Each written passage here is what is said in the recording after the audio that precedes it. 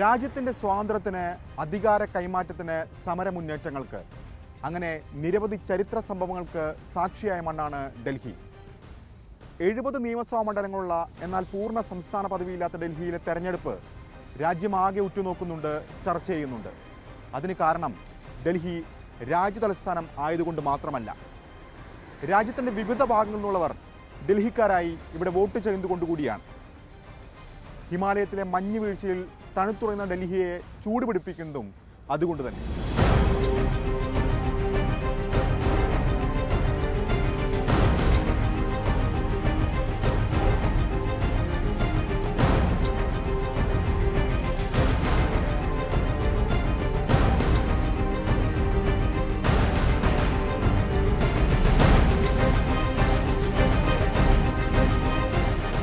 ഭരിക്കുന്നത് Aam Aadmi party, പ്രതിപക്ഷത്ത് BJP, കോൺഗ്രസിന് ഒറ്റ സീറ്റ് പോലുമില്ല. ഇതാണ് കഴിഞ്ഞ നിയമസഭാ തെരഞ്ഞെടുപ്പിലെ ജനവിധി. പ്രധാന മത്സരം ആം ആദ്മി പാർട്ടിയും BJPയും തമ്മിലാണെങ്കിലും കളം തിരിച്ചുപിടിക്കാൻ കോൺഗ്രസ് സജീവമായി തന്നെ മത്സരരംഗത്തുണ്ട്.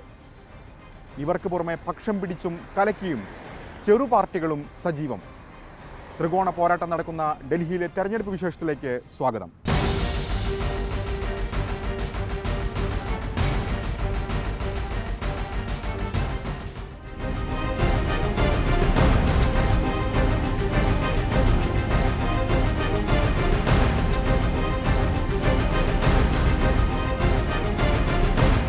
കോൺഗ്രസും BJPയും നേർക്കുനേർ ഏറ്റുമുട്ടിയിരുന്ന രാജ്യതലസ്ഥാനം 1993 നിയമസഭ പുനഃസ്ഥാപിച്ച ഡൽഹിയിൽ 2013 വരെ അതായിരുന്നു സാഹചര്യം. എന്നാൽ 2013 നിയമസഭാ തെരഞ്ഞെടുപ്പ് ഡൽഹിയുടെ രാഷ്ട്രീയ ഭൂപടം മാറ്റിവരച്ചു. BJPയും പിന്നീട് കോൺഗ്രസും ഭരിച്ച ഡൽഹിയിൽ 28 സീറ്റ് നേടി ആം ആദ്മി പാർട്ടി എന്ന പുതിയ രാഷ്ട്രീയ കക്ഷിയുടെ ഉദയമുണ്ടായി.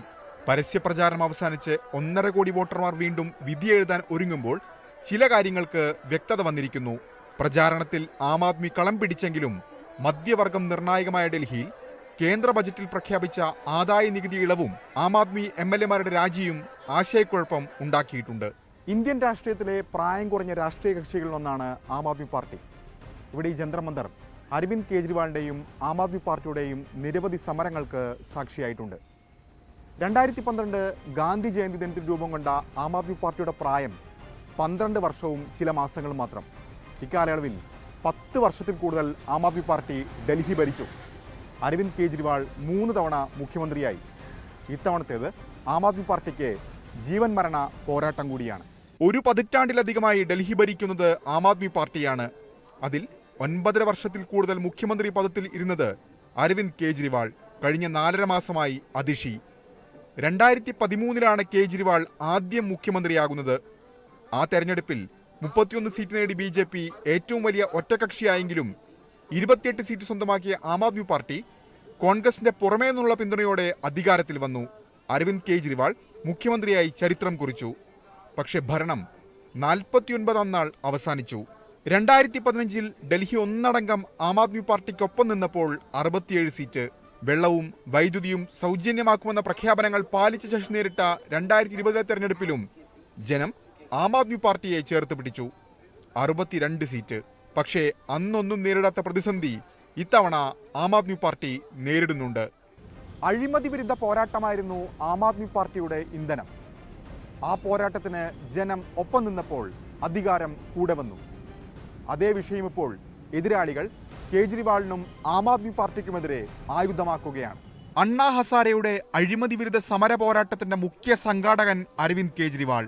ആ സമരനാളുകൾ നൽകിയ ഊർജ്ജമാണ് ആം ആദ്മി എന്ന പാർട്ടിയുടെ പിറവിക്ക് കാരണം. അഴിമതിക്കെതിരെ കുരിശുയുദ്ധം പ്രഖ്യാപിച്ചവർ തന്നെ അഴിമതി കേസിൽ ജയിലിലായി. ആദ്യം ഉപമുഖ്യമന്ത്രി മനീഷ് സിസോദിയ, പിന്നെ സഞ്ജയ് സിംഗ്, ഒടുവിൽ അരവിന്ദ് കെജ്രിവാൾ. നേതാക്കൾ ഓരോരുത്തരായി അഴിക്കുള്ളിലായി. കേജ്രിവാൾ തന്നെ 5 മാസം തടവിൽ കിടന്നു. BJPയുടെ രാഷ്ട്രീയ വേട്ടയാടലെന്ന് ആം ആദ്മി പാർട്ടി ആരോപിക്കുന്നുണ്ടെങ്കിലും ജനത്തിന് പഴയ മതിപ്പില്ല. കാറ്റ് മാറി വീശുന്നുവെന്ന് തിരിച്ചറിഞ്ഞു തന്നെയാണ് മുഖ്യമന്ത്രി പദം അരവിന്ദ് കെജ്രിവാൾ അതിഷിക്ക് കൈമാറിയത്. വീണ്ടും ജനകീയ അംഗീകാരം കിട്ടാതെ പദവിയിൽ തുടരാനില്ലെന്ന് പ്രഖ്യാപിച്ചത്. आज से 2 दिन के बाद मैं CM की कुर्सी से इस्तीफा देने जा रहा हूं।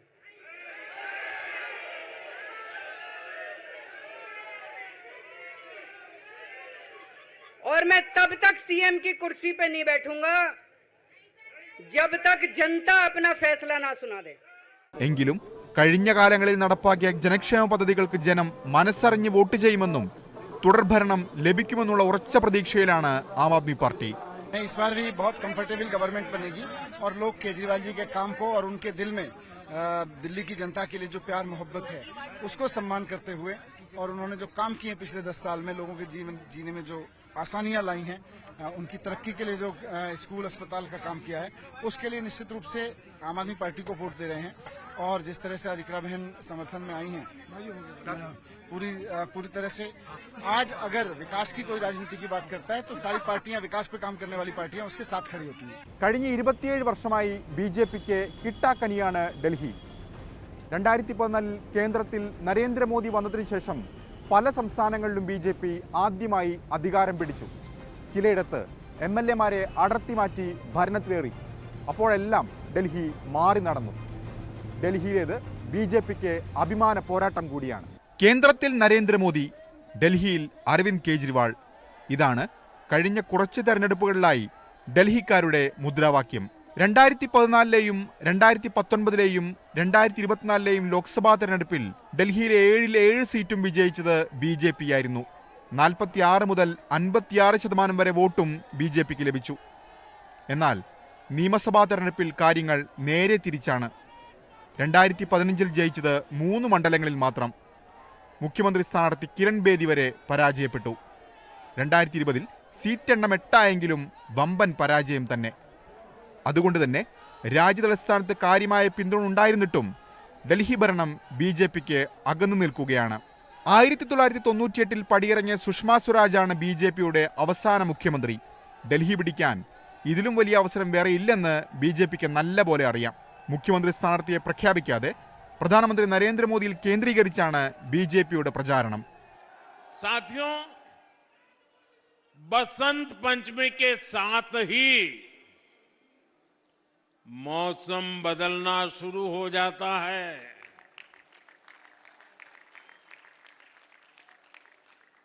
तीन दिन बाद 5 फरवरी को दिल्ली में विकास का नया बसंत आने वाला है. ഡൽഹി മദ്യനയ അഴിമതി, ശീഷ്മഹൽ തുടങ്ങിയവയാണ് പ്രചാരണ വിഷയങ്ങൾ. ഒപ്പം കേന്ദ്ര സർക്കാരിന്റെ വികസന നേട്ടങ്ങളും BJP എണ്ണിപ്പറയുന്നു. I am 1000% confident because I am getting very good support from public. Each voter here wants a change now because Arvind Kejriwal has done nothing in last 11 years. He has done nothing even for the lower class. He has not spent his MLA fund money also. So I am 100% confident.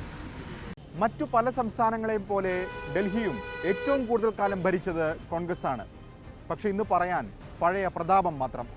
കഴിഞ്ഞ 10 വർഷമായി ഒറ്റ MLA പോലുമില്ല ഡൽഹിയിൽ കോൺഗ്രസിന്.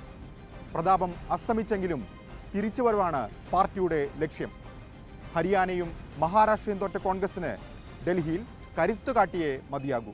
1998-ൽ ഷീലാ ദീക്ഷിത്തിന്റെ നേതൃത്വത്തിലായിരുന്നു കോൺഗ്രസ് ഡൽഹിയിൽ അധികാരം പിടിച്ചത്. 2003-ലും 2008-ലും ജയം ആവർത്തിച്ചപ്പോൾ 15 വർഷം ഷീലാ ദീക്ഷിത് മുഖ്യമന്ത്രിയായി. ആം ആദ്മി പാർട്ടി ആദ്യമായി കളത്തിലിറങ്ങിയ 2013-ൽ കോൺഗ്രസിന് ഭരണം നഷ്ടമായി എന്ന് മാത്രമല്ല 8 സീറ്റുമായി 3-ാം സ്ഥാനത്തൊതുങ്ങി. ജനകീയ മുഖ്യമന്ത്രി എന്ന് വിശേഷിപ്പിക്കപ്പെട്ടിരുന്ന ഷീലാ ദീക്ഷിത് ന്യൂഡൽഹി മണ്ഡലത്തിൽ അരവിന്ദ് കെജ്രിവാളിനോട് പരാജയപ്പെട്ടു. ആ തോൽവി ഷീലാ യുഗത്തിന്റെ മാത്രമല്ല, ഡൽഹിയിൽ കോൺഗ്രസ് യുഗത്തിന്റെ കൂടി അവസാനമായിരുന്നു. അവിടെ തുടങ്ങി കേജ്രിവാൾ യുഗം. കോൺഗ്രസിന്റെ അസ്തിത്വം തന്നെ ചോദ്യം ചെയ്യുന്ന തരത്തിൽ കനത്ത പ്രഹരം നൽകുന്നതായിരുന്നു പിന്നീടുള്ള ഡൽഹിയുടെ തെരഞ്ഞെടുപ്പ് രാഷ്ട്രീയം. 2015-ലും 2020-ലും ഒറ്റ സീറ്റ് പോലും ജയിക്കാൻ പാർട്ടിക്ക് സാധിച്ചില്ല. വോട്ട് ശതമാനത്തിലും വലിയ ഇടിവ് സംഭവിച്ചു.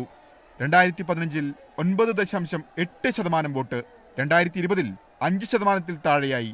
നേതൃദാരിദ്ര്യവും നേതാക്കൾ തമ്മിലുള്ള പോരും ഈ തെരഞ്ഞെടുപ്പിലും കോൺഗ്രസിനെ അലട്ടുന്നുണ്ട്. അരവിന്ദർ സിംഗ് ലൗലി, രാജ്കുമാർ ചൗഹാൻ, പ്രഹ്ലാദ് സിംഗ് സാവ്നി തുടങ്ങിയ പല പ്രമുഖ നേതാക്കളും പാർട്ടി വിട്ടു. കഴിഞ്ഞ 10 വർഷത്തിനിടെ 6 PCC പ്രസിഡന്റുമാർ വന്നു. എങ്കിലും ഇത്തവണ പരമ്പരാഗത വോട്ടുകൾ തിരിച്ചു വരുമെന്ന പ്രതീക്ഷയാണ് കോൺഗ്രസിന്. 60% ന്യൂനപക്ഷ വോട്ടുകളുള്ള സീലംപൂരിൽ നിന്നാണ് രാഹുൽ ഗാന്ധി പ്രചാരണം ആരംഭിച്ചതെങ്കിലും ന്യൂനപക്ഷങ്ങൾക്കിടയിൽ കേജ്രിവാളിന് ഇപ്പോഴും ശക്തമായ സ്വാധീനമുണ്ട്. Because there's almost a 15-20% vote of the Congress that was not voting for Congress because they thought we were not a serious fighter. That which is that solid Congress vote is going to come back to us. So we will easily get to about 25-26%, and then it just is to add another 10%, which is not a very difficult number to win. Sheila Dikshit model വികസനം ഉയർത്തിക്കാട്ടിയാണ് Congress vote തേടുന്നത്. മുൻ മുഖ്യമന്ത്രിയുടെ 15 വർഷത്തെ ഭരണത്തിൽ തലസ്ഥാനം എങ്ങനെ മാറിയെന്ന് കോൺഗ്രസ് വോട്ടർമാരെ ഓർമ്മിപ്പിക്കുന്നു. 100% confident because I'm fighting this election on the basis of the issues which really concern with the people, like they are not getting clean water, drinking water, which is the basic need of the people of Kalkaji and Delhi. They are not getting a clean air to breathe because it's really polluted. Surveys are saying Delhi is the most polluted city or the capital in the world. This became again a crime capital, we are calling it. And Arvind Kejriwal liquor scam, they dragged Delhi into bad shape and position that this time people really want a change. They are not seeing any development in the last 10 years in the rule of BJP and Aam Aadmi Party. Now people are remembering Sheila Dikshit's tenure of 15 years. She made Delhi, she brought metro, flyovers and green Delhi concept, and many. She converted the polluted diesel buses into a CNG buses and changed people's life. But now they are saying they are living in a very worst condition, and they want a change, and the change is coming with the Congress.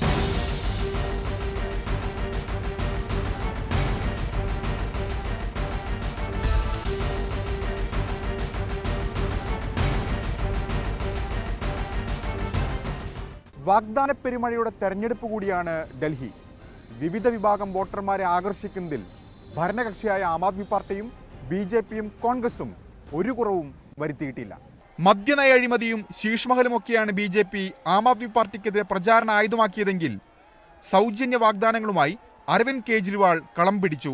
സൗജന്യ വെള്ളത്തിനും വൈദ്യുതിക്കും പിന്നീട് ആരോഗ്യ വിദ്യാഭ്യാസ മേഖലകളിലും കൈക്കൊണ്ട നടപടികൾക്ക് ജനം കൈയടിച്ചതാണ്. അത് തിരിച്ചറിഞ്ഞു തന്നെയാണ് കേജ്രിവാളിന്റെ നീക്കം. സ്ത്രീകൾക്ക് പ്രതിമാസം 2100 രൂപ, മുതിർന്നവർക്ക് സൗജന്യ ചികിത്സ, വിദ്യാർത്ഥികൾക്ക് ബസ്സിൽ സൗജന്യ യാത്രയും മെട്രോ ട്രെയിനിൽ 50% ഇളവും, പുരോഹിതർക്ക് പ്രതിമാസം 18,000 രൂപ അലവൻസ്. ഇങ്ങനെ പോകുന്നു കേജ്രിവാളിന്റെ പുതിയ വാഗ്ദാനങ്ങൾ. डॉक्टर अंबेडकर स्कॉलरशिप योजना लागू की जाएगी. दलित समाज का कोई भी बच्चा फॉरेन की किसी यूनिवर्सिटी में एडमिशन ले ले, उसका सारा पढ़ाई का, आने का, जाने का, रहने का, खाने का, पीने का खर्चा दिल्ली सरकार देगी. अगली गारंटी स्टूडेंट्स के लिए है, चाहे कॉलेज के स्टूडेंट्स हों चाहे स्कूल के स्टूडेंट्स हों. जैसे महिलाओं को फ्री बस का सफ़र देते हैं, ऐसे ही छात्रों को फ्री बस का सफ़र दिया जाएगा और दिल्ली मेट्रो में उनको 50% कंसेशन दिया जाएगा. കേജ്രിവാൾ സ്ത്രീകൾക്ക് 2100 രൂപയാണ് പ്രഖ്യാപിച്ചതെങ്കിൽ 2500 രൂപയാണ് BJPയുടെ വാഗ്ദാനം. മഹാരാഷ്ട്രയിലും BJPയുടെ ജയത്തിൽ നിർണായകമായത് സ്ത്രീകൾക്ക് പ്രതിമാസം അക്കൗണ്ടിൽ ധനസഹായമെത്തുന്ന ലാഡ്ലി ബെഹന യോജനയായിരുന്നു. പാവപ്പെട്ട കുടുംബങ്ങൾക്ക് 500 രൂപയ്ക്ക് ഗ്യാസ് സിലിണ്ടർ, 1700 അനധികൃത ചേരികൾ നിയമവിധേയമാക്കൽ, യമുന ശുചീകരണം തുടങ്ങിയവയാണ് മോദിയുടെ പ്രധാന ഗ്യാരണ്ടി. कि हम दिल्ली की महिलाओं को हर महीने 2500 रुपया इनके बैंक अकाउंट में सीधा ट्रांसफर कर देंगे, कोई बीच में नहीं आएगा. हमने तय किया है हर गर्भवती माता को 21,000 रुपये का चेक देंगे और 6 पोषण किट. दुनिया भर में गैस का जो दाम हो, दिल्ली की माताओं को डरने की जरूरत नहीं है. 500 रुपये में गैस का सिलेंडर आपको उपलब्ध करा दिया जाएगा. കർണാടകയിലും തെലങ്കാനയിലും പരീക്ഷിച്ച് വിജയിച്ച 5 പരിപാടിയിൽ ഊന്നിയാണ് കോൺഗ്രസ് പ്രകടന പത്രിക. സ്ത്രീകൾക്ക് പ്രതിമാസം 2500 രൂപ, 300 യൂണിറ്റ് സൗജന്യ വൈദ്യുതി, ജാതി സെൻസസ് നടപ്പാക്കും, പൂർവാഞ്ചലികാർക്ക് പ്രത്യേക വകുപ്പ് തുടങ്ങിയവ കോൺഗ്രസ് വാഗ്ദാനം ചെയ്യുന്നു. ये घोषणा पत्र में 20 ऐसे विषय हैं जिस पर कांग्रेस पार्टी के जो वादे हैं उस पर उसका जिक्र किया है. अनुसूचित जाति के लिए, अल्पसंख्यकों के लिए, मध्य वर्गों के लिए, व्यापारियों के लिए, छात्रों के लिए और आम जनता के लिए। ഡൽഹിയിൽ തണുപ്പുകാലമാണെങ്കിലും കാളിന്തി എന്ന പേരുകൂടിയുള്ള യമുനയ്ക്ക് വിവാദ ചൂടാണ്. കാളിന്തിയിൽ വിഷം കലർത്തിയത് കാളിയനാണെങ്കിൽ കാളിയന്റെ സ്ഥാനത്ത് പ്രതിക്കൂട്ടിൽ നിർത്തുന്നത് ഹരിയാന സർക്കാരിനെയാണ്. കാളിയ മർദ്ദനം നടത്തിയ ശ്രീകൃഷ്ണനാകാൻ ശ്രമിക്കുകയാണ് ആം ആദ്മി പാർട്ടി അടക്കമുള്ള രാഷ്ട്രീയ കക്ഷികൾ. ഹിമാലയത്തിൽ നിന്ന് ഉദ്ഭവിച്ച് പ്രയാഗ്രാജിൽ ഗംഗയുമായി കൂടിച്ചേരുന്ന രാജ്യത്തെ തന്നെ ഏറ്റവും നീളം കൂടിയ നദികളിലൊന്നാണ് യമുന. കുടിക്കാനും കുളിക്കാനും കൃഷിക്കുമെല്ലാം ദശലക്ഷക്കണക്കിന് ജനങ്ങൾ നൂറ്റാണ്ടുകളായി ആശ്രയിക്കുന്ന ജലസ്രോതസ്. ആ യമുനയുടെ ഇപ്പോഴത്തെ അവസ്ഥ പരിതാപകരമാണ്. യമുനയുടെ പുണ്യം ഇന്ന് പുരാണത്തിൽ മാത്രം. കൈക്കുമ്പിളിൽ കോരാനാകുന്നില്ല ഈ പുണ്യം.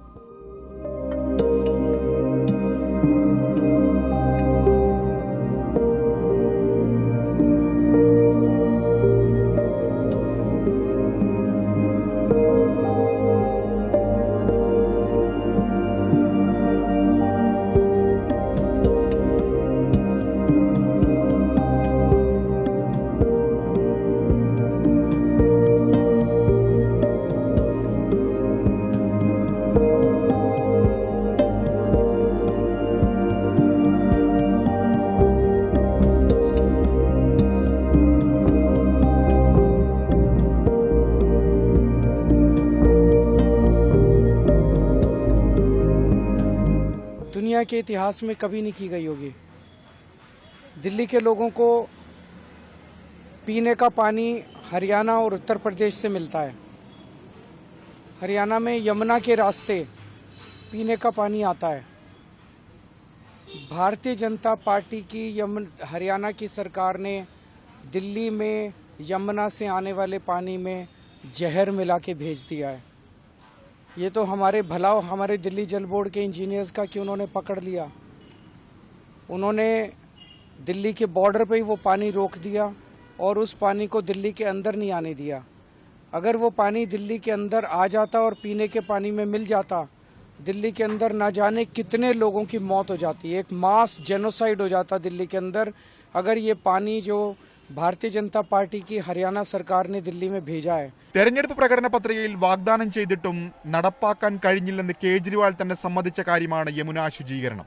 BJP ഇത് ആയുധമാക്കുമ്പോഴാണ് ഡൽഹിയിൽ കുടിവെള്ളത്തിന് ഉപയോഗിക്കുന്ന യമുന വെള്ളത്തിൽ ഹരിയാന സർക്കാർ വിഷാംശം കലർത്തുന്നുവെന്ന് അരവിന്ദ് കേജ്രിവാൾ ആരോപിച്ചത്. കേജ്രിവാളിന്റെ ആരോപണം ആം ആദ്മി പാർട്ടിയും മുഖ്യമന്ത്രി അതിഷിയും ഏറ്റുപിടിച്ചു. വിവാദം പതഞ്ഞു പൊങ്ങി. പ്രധാനമന്ത്രി മോദി മുതലുള്ള BJP നേതാക്കളും കോൺഗ്രസും കൂടി എത്തിയതോടെ യമുനയിലെ മാലിന്യത്തെക്കാൾ വലിയ വിഷം തെരഞ്ഞെടുപ്പ് രാഷ്ട്രീയത്തിൽ കലർന്നു. ഡൽഹിയിലേക്കുള്ള വെള്ളത്തിൽ ഹരിയാന അമിതതോതിൽ അമോണിയം കലക്കി വിഷമയമാക്കുന്നുവെന്ന് വരെയായി കേജ്രിവാളിന്റെ ആരോപണം. ഒടുവിൽ കേജ്രിവാളും തെരഞ്ഞെടുപ്പ് കമ്മീഷൻ തമ്മിലുള്ള തുറന്ന പോരിലെത്തി കാര്യങ്ങൾ. അങ്ങനെ യമുന ശുചീകരണത്തിന് പല കാലങ്ങളിലൊഴുകിയ കോടികൾ പോലെ ഹരിയാന വിഷപ്രയോഗ വിവാദത്തിലൂടെയും യമുന ഒഴുകി.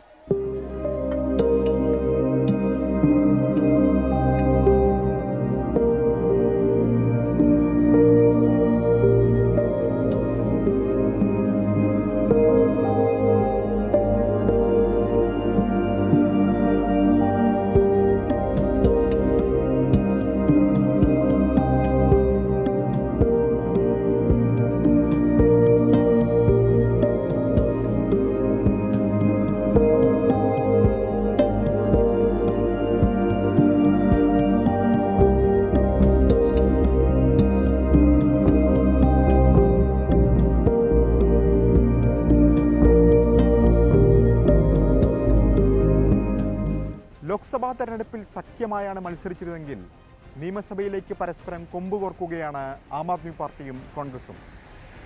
ആം ആദ്മി പാർട്ടിക്കെതിരായ വിമർശനത്തിൽ മുൻപിലുണ്ടായിരുന്നു രാഹുൽ ഗാന്ധി. ഇന്ത്യ സഖ്യത്തിലെ മറ്റു പാർട്ടികൾ ഡൽഹിയിൽ ആം ആദ്മി പാർട്ടിക്കൊപ്പം നിൽക്കുന്നതും കാണാം. മദ്യനയ അഴിമതി കേസിൽ അറസ്റ്റിലായ കേജ്രിവാൾ ഇടക്കാല ജാമ്യത്തിൽ പുറത്തിറങ്ങിയത് ലോക്സഭാ തെരഞ്ഞെടുപ്പ് കാലത്താണ്.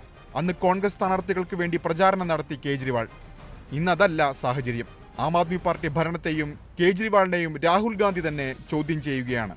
സാധാരണക്കാരന്റെ വാഹനമായ വാഗണാർ കാറിൽ നിന്ന് 45 കോടിയുടെ കൊട്ടാരത്തിലേക്ക് പരിവർത്തനം ചെയ്ത നേതാവാണ് അരവിന്ദ് കേജ്രിവാൾ എന്ന ആരോപണം വരെ രാഹുൽ ഗാന്ധി അടക്കമുള്ള നേതാക്കൾ തെരഞ്ഞെടുപ്പ് പ്രചാരണത്തിൽ ഉയർത്തി. യമുന ശുചീകരണം, വിഷാംശ പരാമർശം, മദ്യനയ അഴിമതി തുടങ്ങി BJP ഏറ്റുപിടിച്ച എല്ലാ വിഷയങ്ങളും കേജ്രിവാളിനെതിരെ കോൺഗ്രസും ആയുധമാക്കി. पहले केजरीवाल जी आए थे, लंबे लंबे भाषण किए थे, छोटी गाड़ी में घूमते थे, मफलर लिए घूमते थे, बिजली के खंभों पे चढ़ जाते थे। याद है आपको? याद है?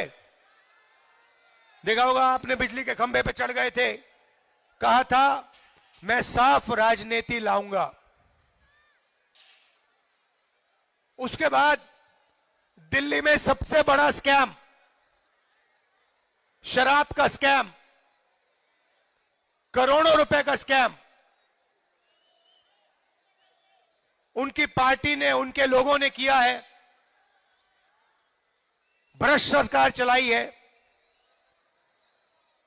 और मोदी जी जो करते हैं, झूठे बयान देते हैं, हर मीटिंग में झूठ बोलते हैं, वैसे ही केजरीवाल काम करते हैं। 5 साल पहले उन्होंने कहा था कि यमुना में, केजरीवाल जी ने कहा था यमुना में मैं स्नान करूंगा और यमुना जी का पानी पीऊंगा। 5 साल हो गए, आज तक കേജ്രിവാൾ ജി ने यमुना का पानी नहीं पिया है। പക്ഷേ ഇന്ത്യ സഖ്യത്തിലെ പ്രധാന കക്ഷികളായ സമാജ്വാദി പാർട്ടിയും തൃണമൂൽ കോൺഗ്രസും ശരത് പവാർ എൻസിപിയും ഉദ്ധവ് ശിവസേനയും ഡൽഹിയിൽ ആം ആദ്മി പാർട്ടിക്കൊപ്പമാണ്. സമാജ്വാദി പാർട്ടി നേതാവ് അഖിലേഷ് യാദവിനൊപ്പം റോഡ് ഷോ നടത്തിയാണ് കോൺഗ്രസിന്റെയും രാഹുലിന്റെയും ആരോപണങ്ങൾക്ക് കേജ്രിവാൾ മറുപടി നൽകിയത്. ഇന്ത്യ സഖ്യത്തെ നയിക്കാനിറങ്ങിയ കോൺഗ്രസ് സഖ്യകക്ഷികൾക്കിടയിൽ ഒറ്റപ്പെടുന്നതും ഡൽഹി തെരഞ്ഞെടുപ്പിനിടെ കണ്ടു. ഇന്ത്യയുടെ പരിച്ഛേദമാണ് ഡൽഹി. മലയാളികൾ, പഞ്ചാബികൾ, പൂർവാഞ്ചലീസ് തുടങ്ങി രാജ്യത്തിൻ്റെ വിവിധ ഭാഗങ്ങളിലുള്ളവരെ ഡൽഹിയിൽ കാണാം. ഉത്തർപ്രദേശ്, ഹരിയാന തുടങ്ങിയ സംസ്ഥാനങ്ങളിലെ രാഷ്ട്രീയവും ഡൽഹിയെ സ്വാധീനിക്കാറുണ്ട്. ഡൽഹി വോട്ടർമാരിൽ 22% പഞ്ചാബി വേരുള്ളവരാണ്. ഇവരിൽ 10% പഞ്ചാബി ഖത്രികളും 5% സിഖ് വോട്ടർമാരുമാണ്. രജൌരി ഗാർഡൻ, രാജേന്ദ്രനഗർ, തിലക് നഗർ, ജനക്പുരി, മോത്തി നഗർ, ഗ്രേറ്റർ കൈലാഷ് തുടങ്ങി 13 മണ്ഡലങ്ങളിൽ പഞ്ചാബി വോട്ടുകൾ ജയപരാജയം നിർണ്ണയിക്കും. ആം ആദ്മി പാർട്ടിക്ക് ജീവൻ മരണ പോരാട്ടമായതിനാൽ അവരുടെ പഞ്ചാബ് മുഖ്യമന്ത്രിയും മന്ത്രിമാരും ദിവസങ്ങളായി ഡൽഹിയിലാണ്. പഞ്ചാബി മേഖലകൾ കേന്ദ്രീകരിച്ചുള്ള പ്രചാരണത്തിലായിരുന്നു അവർ. കിഴക്കൻ യുപിയും ബീഹാറും ഉൾപ്പെടുന്ന പൂർവാഞ്ചലിൽ നിന്നുള്ള വോട്ടർമാർക്കും ഡൽഹിയിൽ ജയപരാജയം നിർണ്ണയിക്കാൻ ശേഷിയുണ്ട്. अरविंद केजरीवाल, उसकी नीयत साफ है। वो सारे कामों के लिए इनको कहता है कि कर दो काम, तो उठा के अंदर फेंक दो। भाई साहब, सारे नेता हमारे उठा के अंदर फेंक दिए। तो इनको ये लगता था जब ये अंदर जाएंगे पार्टी टूट जाएगी और पार्टी के कार्यकर्ता जो हैं वो डिमोरलाइज हो जाएंगे। लेकिन मैं आप सबको इस बात के लिए धन्यवाद देना चाहता हूं कि उस संकट के समय आप लोगों ने जो जोश दिखाया और जो एकता दिखाई, और उनको यकीन नहीं हो पा रहा कि आज ये दिल्ली में आम आदमी पार्टी की टीम आज पहले से भी ज्यादा इकट्ठ हो रहे हैं, पहले से भी ज्यादा बड़ी सभाएं हो रही हैं। 27 മണ്ഡലങ്ങളിൽ പൂർവാഞ്ചൽ വോട്ടർമാർക്ക് സ്വാധീനമുണ്ട്. ഉത്തർപ്രദേശ് മുഖ്യമന്ത്രി യോഗി ആദിത്യനാഥ്, ഗോരഖ്പൂർ MP രവികിഷൻ, തൃണമൂൽ MP ശത്രുഘ്ൻ സിൻഹ തുടങ്ങിയവരാണ് ഈ മേഖലയിൽ പ്രചാരണ താരങ്ങൾ. 10 ലക്ഷത്തിലധികം മലയാളികളും ഡൽഹിയിലുണ്ട്. ഇവരിൽ പകുതി പേർക്ക് വോട്ടുണ്ടെങ്കിലും ഡൽഹിയുടെ പല ഭാഗങ്ങളിൽ പരന്നു കിടക്കുന്നതിനാൽ മലയാളിക്ക് സ്വന്തം സ്ഥാനാർത്ഥിയെ ജയിപ്പിച്ചെടുക്കൽ പ്രയാസം.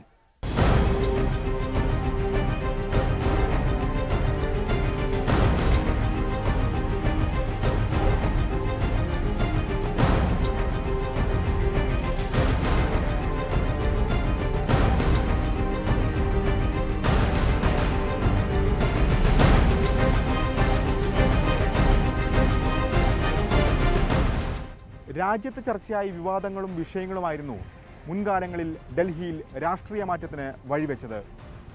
ഡൽഹിയിലെ അവസാന BJP മുഖ്യമന്ത്രി സുഷമ സ്വരാജിനെയും പാർട്ടിയെയും കരയിപ്പിച്ചത് ഉള്ളി വിലവർധനയായിരുന്നെങ്കിൽ ഷീലാ ദീക്ഷിതും തിരിച്ചടിയായത് UPA സർക്കാരിൻ്റെ പതനത്തിന് തന്നെ വഴിവെച്ച നിർഭയ സംഭവവും അഴിമതിയുമായിരുന്നു. ഇന്നേതായാലും ആ സാഹചര്യം ഡൽഹിയിലില്ല. നേരിട്ടുള്ള രാഷ്ട്രീയ ഏറ്റുമുട്ടലായിരുന്നു ഡൽഹിയിൽ. എന്നാൽ കേന്ദ്ര ബജറ്റിലെ നികുതി ഇളവ് ഡൽഹിയിലെ തെരഞ്ഞെടുപ്പ് ഫലത്തെ സ്വാധീനിക്കുമോ? ഉണ്ടാകുമോ എന്ന് വോട്ടെണ്ണുമ്പോൾ വ്യക്തമാകും. ഡൽഹി നിയമസഭാ തെരഞ്ഞെടുപ്പിനെ കുറിച്ചുള്ള പ്രത്യേക പരിപാടി ഇവിടെ അവസാനിക്കുന്നു. നന്ദി, നമസ്കാരം.